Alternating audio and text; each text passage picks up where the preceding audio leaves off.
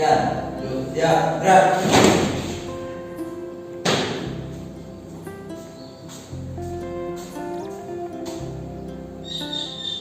Rapor, kelas 1 DKJ 1, jumlah 15, ada 12, 3 tanpa tangan. Laksanakan. Laksanakan.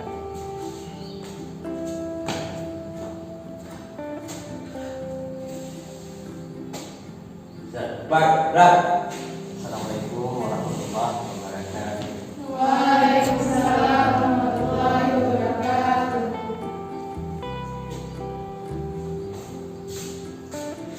Sebelum menerima materi pelajaran, terlebih dahulu kita berdoa. Doa mulai. Bismillahirrahmanirrahim.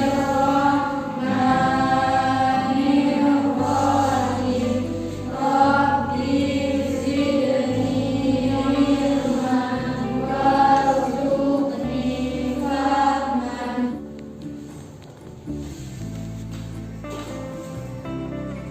Baik, Bapak absensi dulu. Kalau dengan baik ya.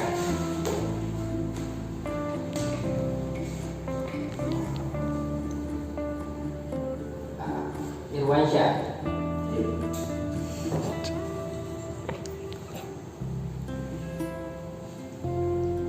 Anissa Zahra.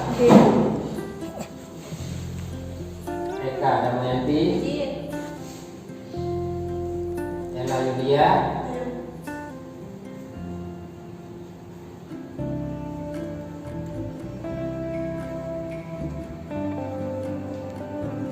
Khalid Iqbal. Nurul Aflah. Aslam Armi apa ya? Ya. Terap Kawi apa juga ya? Oke.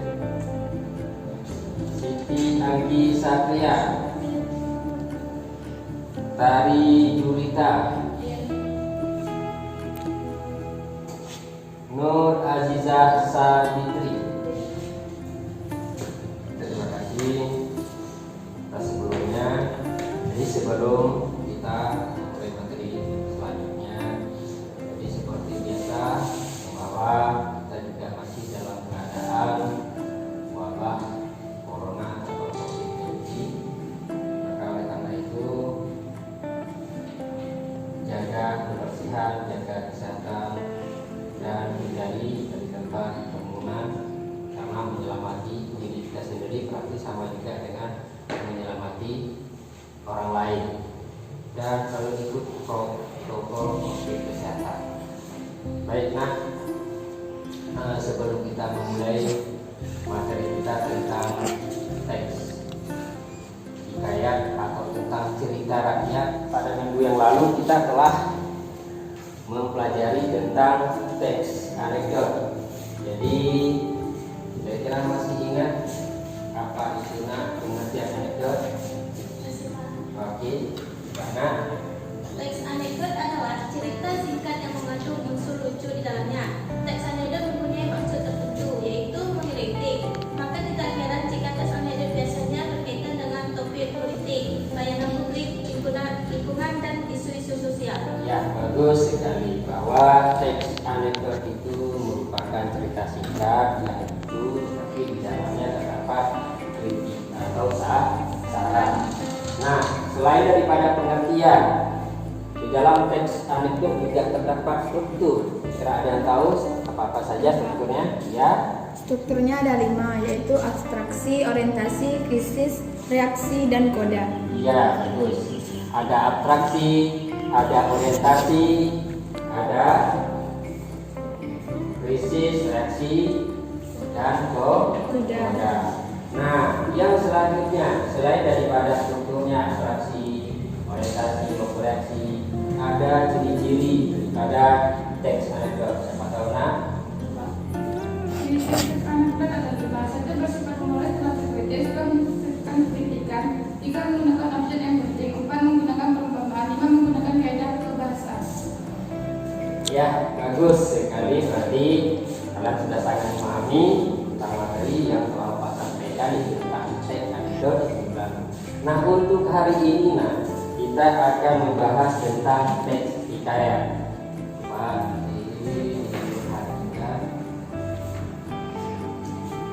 Kita membahas tentang cara sastranya adalah hikayat atau cerita rakyat. Baik. Yaitu pada kali kita hari ini nak mengidentifikasi nilai-nilai dan isi terkandung dalam cerita hikayat, baik lisan maupun tulis.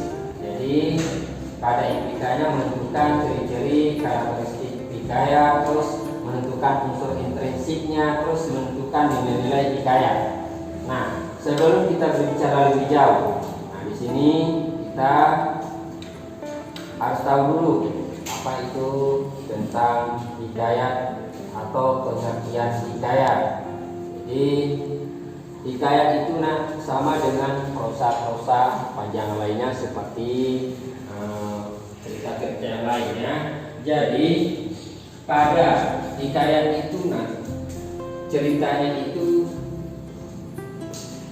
yang isinya mengandung dongeng atau cerita di dalamnya itu dia tidak logika isi ceritanya. Jadi banyak isi yang terkandung dalam cerita tersebut ataupun alur yang ada dalam kisahan cerita tersebut terlalu berlebihan tentang persoalan-persoalan yang terjadi dalam cerita tersebut tidak dapat diterima secara akal sehat. Seperti contoh, kalau kita di sini itu juga bisa termasuk di dalam sebuah cerita rakyat, kisah tentang tapak jual.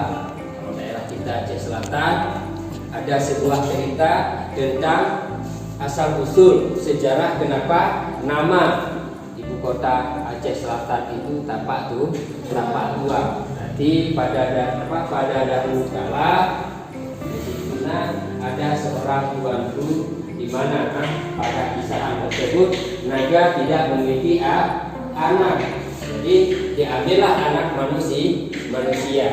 Nah, orang tua si anak tersebut memohonlah kepada tuanku agar anaknya dapat diambil kembali daripada naga. Nah, disitulah terjadinya persoalan ataupun konflik antara tuanku tapa dengan naga. Jadi ini juga salah satu contoh daripada cerita rakyat. Nah, ketidaklogikaan dalam cerita tersebut adalah di mana seorang manusia dia dapat berkomunikasi berunding dengan seekor naga sehingga terjadilah konflik pertikaian ataupun perang lah, sehingga perang dahsyat perkelahian yang dahsyat antara tuanku tapa dengan naga tadi, sampai kita mendengar bahwa ada gunung terbelah, ada tongkat tuanku yang jatuh di laut, sampai menjadi tempat wisata kita di daerah Batu Hitam ya namanya ya, yang ada bekas masih tapak tuan. Nah, jadi dapat kita ambil kesimpulan bahwa cerita tersebut termasuk ke dalam cerita rakyat atau dongeng. Nah, yang kita bahas hari ini juga mengenai tentang cerita rakyat atau hikayat yang kita anggap salah satu contoh ceritanya adalah mengenai tentang Indra Bangsawan. Nanti kalian bisa lihat kepada buku pegangan kalian. Kita membagi kelompok menjadi 3 kelompok. Nanti kelompok 1 ya kan, kelompok 2 kelompok 1 ya? Kelompok 1, 2 dan kelompok 3. Jadi kelompok terdiri dari 4 orang. Nah, sebelum kalian mengerjakan tugas, berarti Bapak akan bagikan LKPD dulu. Ya, ini LKPD yang harus kalian kerjakan. Ini. Ya. Nah, pada kelompok 1 di LKPD-nya itu, jadi kelompok 1 berarti mengenai tentang nah, yang kelompok 1 yang satunya berarti ciri-ciri atau karakteristik. Sementara yang kedua mengenai kelompok 3 ya. Kelompok 3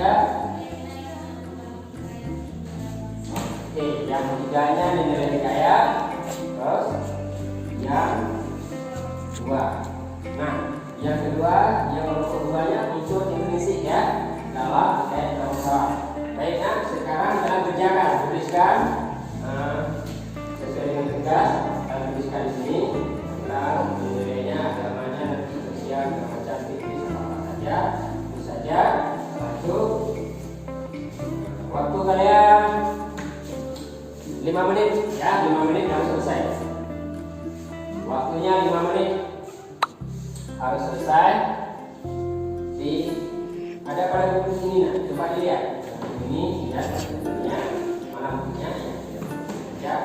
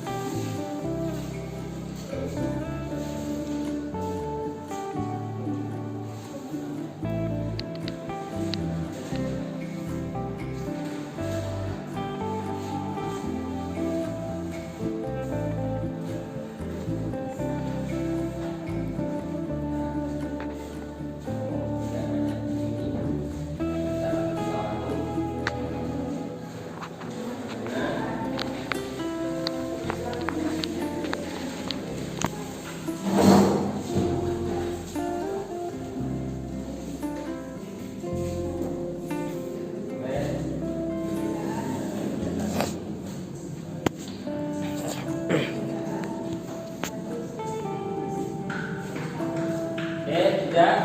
Nah, coba kalian mengenai dengan intrinsipnya ya. Coba lihat pada ya, coba lihat di sini. Situ ada tentang intrinsip. Nah, ini dia boleh bisa nih. Tulis saja nah. Tulis saja di sini satu saja. Ya, tema apa temanya ini bisa saja ya.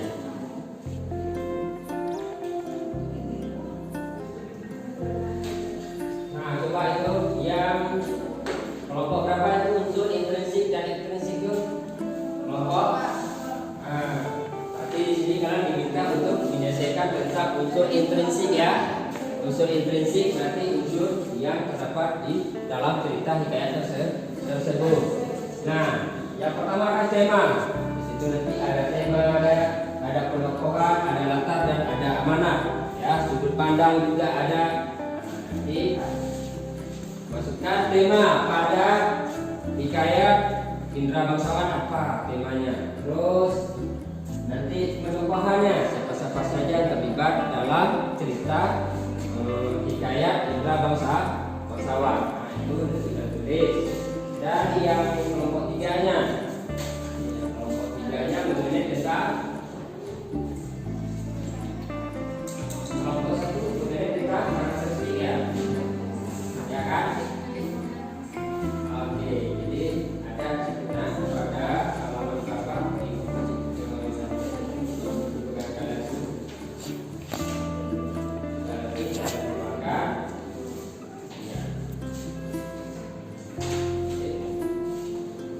sudah siap? Sudah? Ayo kelompok satu sudah siap? Sudah ya. Kelompok dua? Sudah. Ayo kelompok tiga sudah siap? Oke, buat kelompok siapa yang betul? Kelompok satu. Baik, kelompok satu silakan.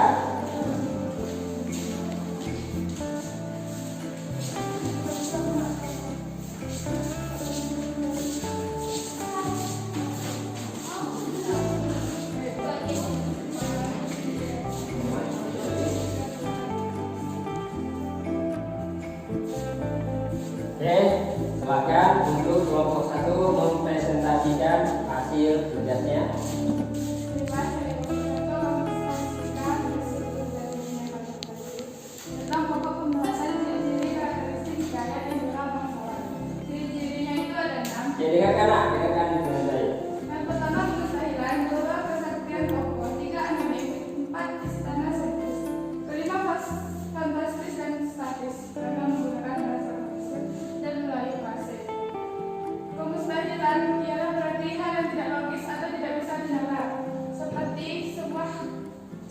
sebuah hikayat, pasti ada suatu kejadian yang tidak bisa kita pikirkan yang mustahil akan terjadi.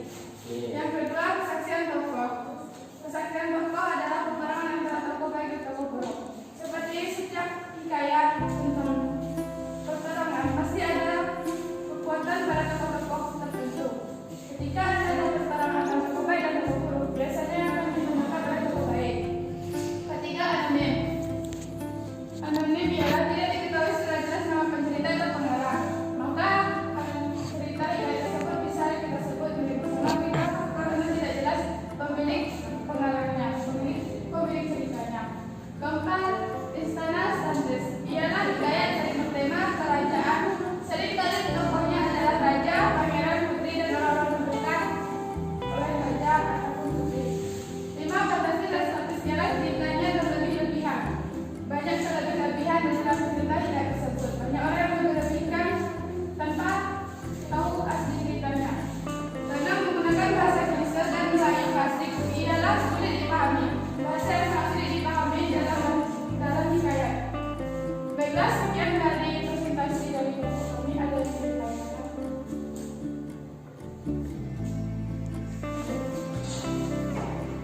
Kami dari kelompok 3 bertanya mohon kepada kelompok 1 agar ciri-ciri karakteristik pada hikayat Indra Bangsawan dapat dijelaskan secara ringkas. Baiklah, kemudian kami jawab soal dari kelompok 3. 1. Kestabilan. Bayi lahir disertai dengan padang dan panah. 2. Seorang putri keluar dari gendam. Secara logika, manusia tidak mungkin lahir disertai padang dan panah. Daripada ciri atau karakteristik pada ikan tadi, yang pertama adalah putih tadi, kestabilan. Baik, yang terus selanjutnya selain kestabilan ada lagi Kesaktian tokoh. ya apa itu kesaksian tokoh. Yang berarti mengalahkan pemuda yang mampu merusak sebuah kerajinan. Ya, terus apa lagi? Anonim. Ini. Salah satu ciri kurangnya termasuk hikayat. Anonim berarti tidak diketahui secara jelas nama pencerita atau pengarang. Ya. Yang keempat, istana keris. Adalah raja dan anak raja, yaitu Raja Indra Bungsu, putranya Syah diberikan gelar bangsawan. Putri Ratna Sari, Raja Lahir, dan Putri Kamal Sari. Oke, bagaimana? Kelompok bisa? Bisa terima? Baik, ada yang lain mau bertanya? Itu untuk apa pertanyaannya? Untuk kelompok? Oke, boleh dipertanyakan. Di sini ada apa lagi tadi? Ini nak? Iya, di sini coba lihat. Ini yang kelompok kalau pertanyaan disediakan di sini. Istana sentris, anonim, itu ya ciri-cirinya ya. Kemustahilan tadi sudah dijelaskan. Yang pertama, pada sifat cerita tersebut seorang bayi ataupun dua manusia yang dilahirkan disertakan dengan panah dan gak sedang. Terus seorang putri yang keluar dari gendam. Itu hal-hal mustahil. Nah, kira bagaimana bisa diterima? Bisa? Bisa ya? Oke, gimana kelompok 3 udah bisa diterima? Bisa. Baik, kalau bisa silakan ditutup. Baiklah, saya akan berpresentasi dari kelompok 1. Sekian dan terima kasih. Baik, sampai ada terima kasih. Beri kelompok. Nah, selanjutnya yang terakhir kelompok 2. Silakan nak, kelompok 2 sudah siap? Kelompok 2 sudah siap nak? Oke, tampilkan. Mohon bantu.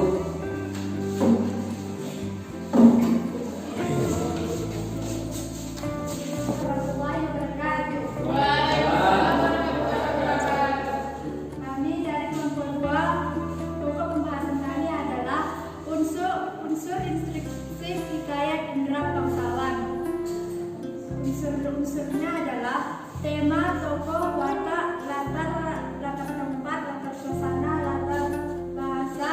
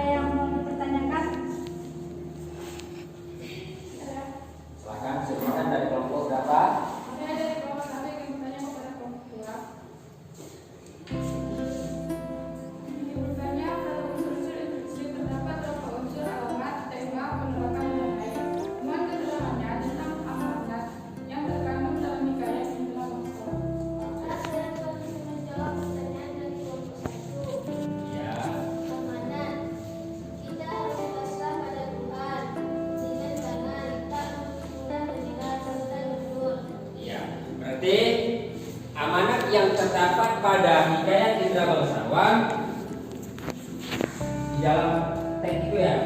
Nah ya, di dalam cerita tersebut ya, dalam cerita tersebut amanatnya berarti kita harus pasrah terus kepada Tuhan, ringan tangan, tidak mudah menyerah, serta jujur. Nah, jadi itu merupakan amanat atau merupakan pesan yang disampaikan melalui hikayat tersebut. Artinya kita tidak mudah menyerah dan kita harus yakin pada Sang Pencipta dan juga secara sikap lain kita juga harus jujur. Nah, itu sikap yang memang harus kita tanam dalam diri kita. Oke, baik.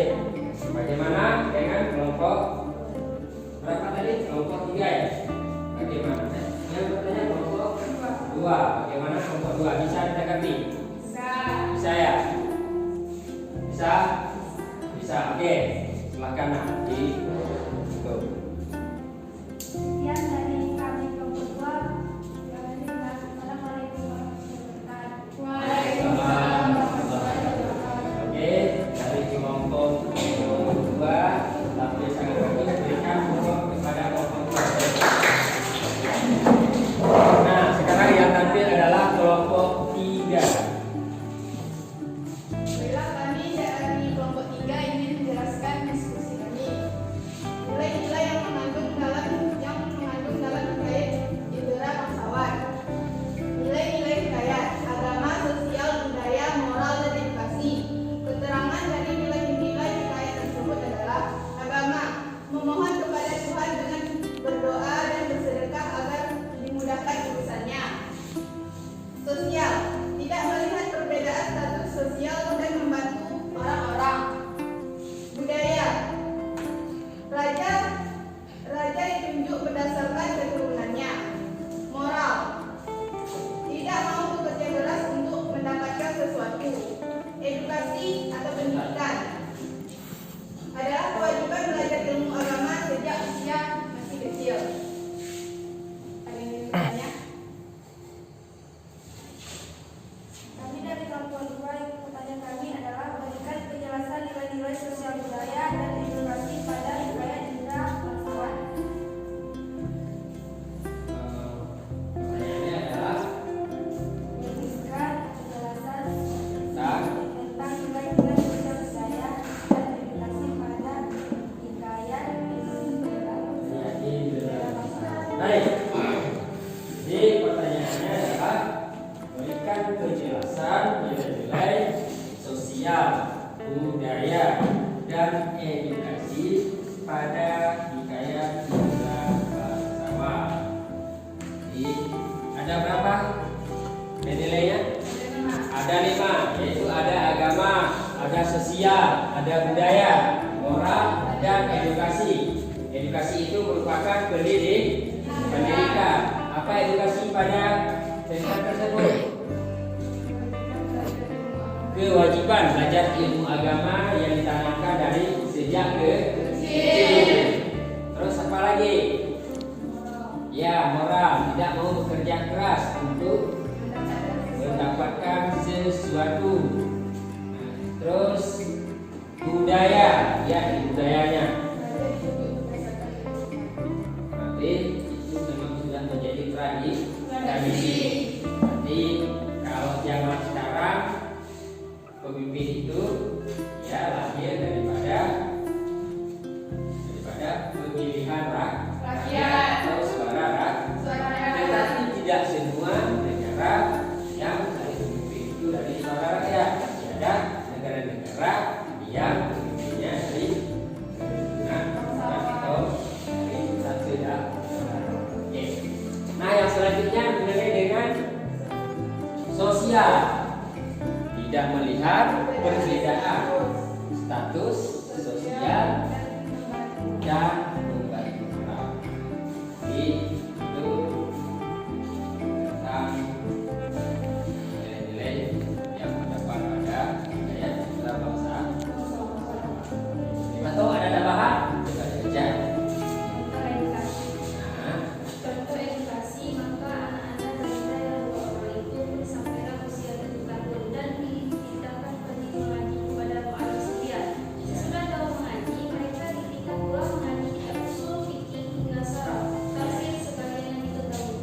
Oke.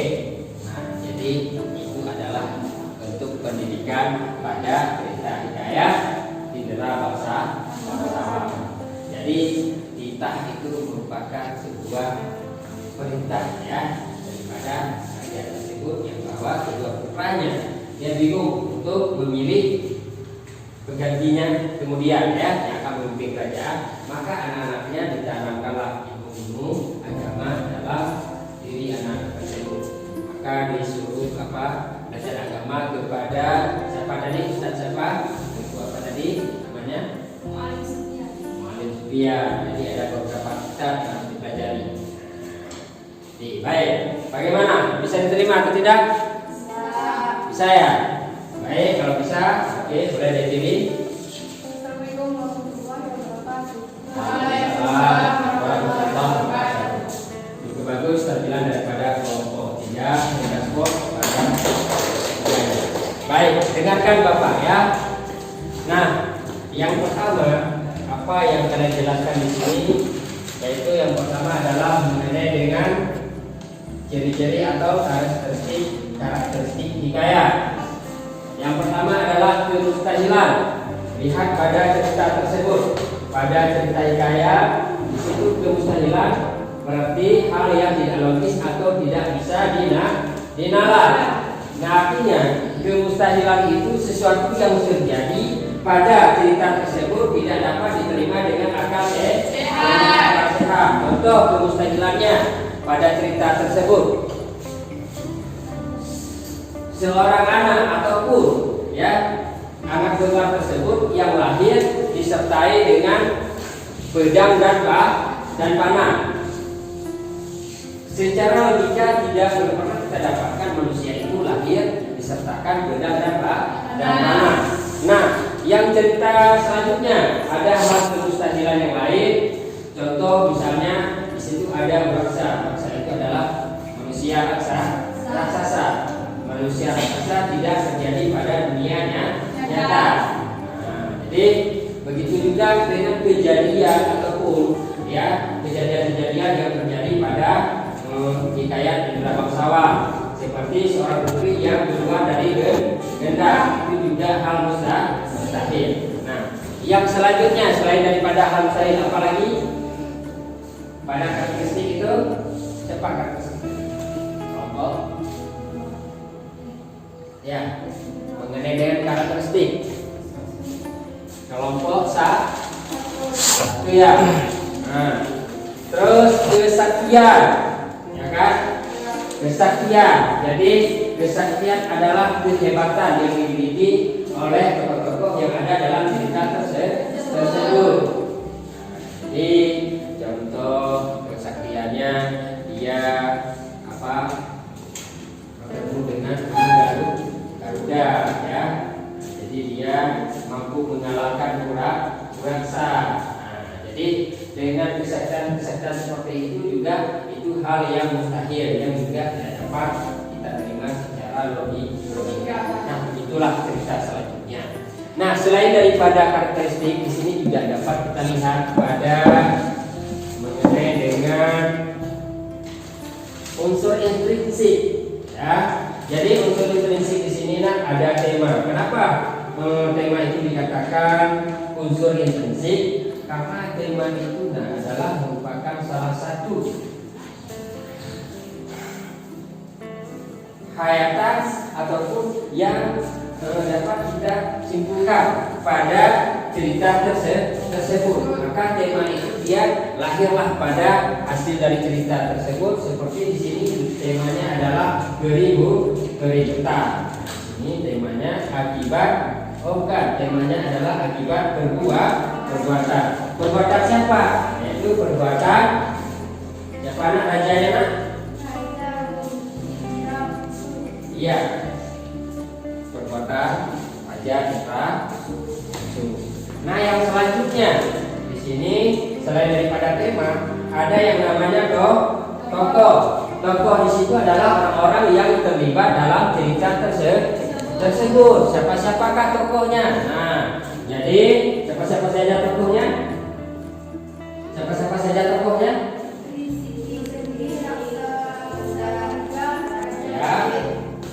C. Ada di situ Indra Bangsawan, tokohnya di sini. Terus ada lagi raksasa Garuda yang wataknya itu adalah orang jahat. Terus ada Mu'alim Sufyan. Jadi Mu'alim Sufyan itu siapa? Orang yang ada dalam kerajaan tersebut. Dia orangnya sangat, artinya orangnya sangat rajin. Itu watak yang dimainkan oleh siapa? Oleh Mu'alim Sufyan. Jadi terus apa lagi ya? Siapa lagi di sini? Putri Kemalasari.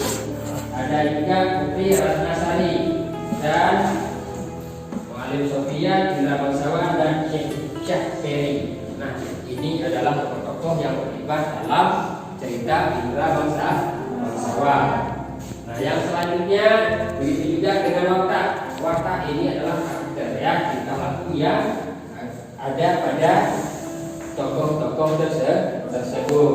Jadi tingkah lakunya itu ada orang yang penyabar, tingkah lakunya itu ada orang yang jahat. Jadi bermacam-macam tingkah laku yang terdapat pada contoh hikayat Indra Bangsawan. Nah, yang selanjutnya baru berbicara tentang nilai-nilai yang terkandung dalam hikayat Indra Bangsawan tersebut. Nah, nilai-nilainya, sosialnya, ada nilai-nilai apalagi budaya, moral dan edukasi seperti yang sudah dijelaskan tadi. Edukasi di situ adalah mengenai dengan pendidikan. Nah, begitu juga dengan agama, bagaimana kepatuhannya dan ketaatannya dan juga sikap kejujurannya. Nah, itu juga termasuk ke dalam nilai agama. Dan sosial di sini dia tidak melihat perbedaan. Ya, baik ada itu miskin, baik bagaimana bentuknya, artinya dia tidak melihat perbedaan, tidak ada memberi kasih. Nah, begitulah. Nah, baik hari ini dapat kita simpulkan daripada materi kita hari ini mengenai hidayat.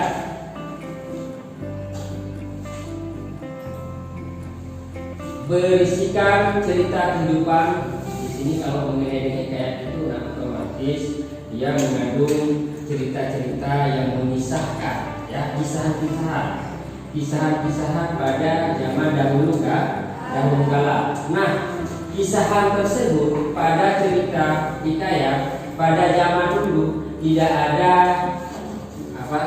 baru kita temui yang namanya penulis.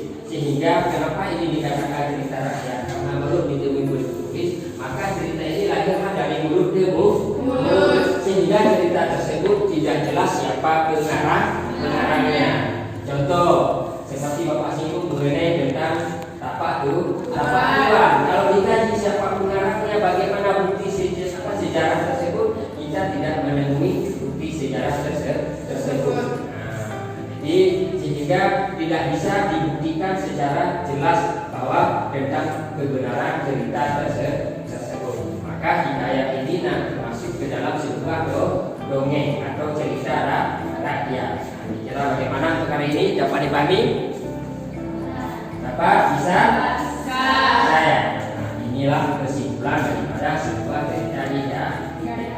Untuk minggu depan kita akan melanjutkan tentang menceritakan kembali isi cerita rakyat yang didengar ataupun yang dibaca. Nah, Bapak berharap semoga pembelajaran kita hari ini dapat mengesankan. Jadi untuk hari ini sekian dulu dan terima kasih atas segala perhatian. Bapak akhiri, wabillahi taufiq wal hidayah. Assalamualaikum warahmatullahi wabarakatuh.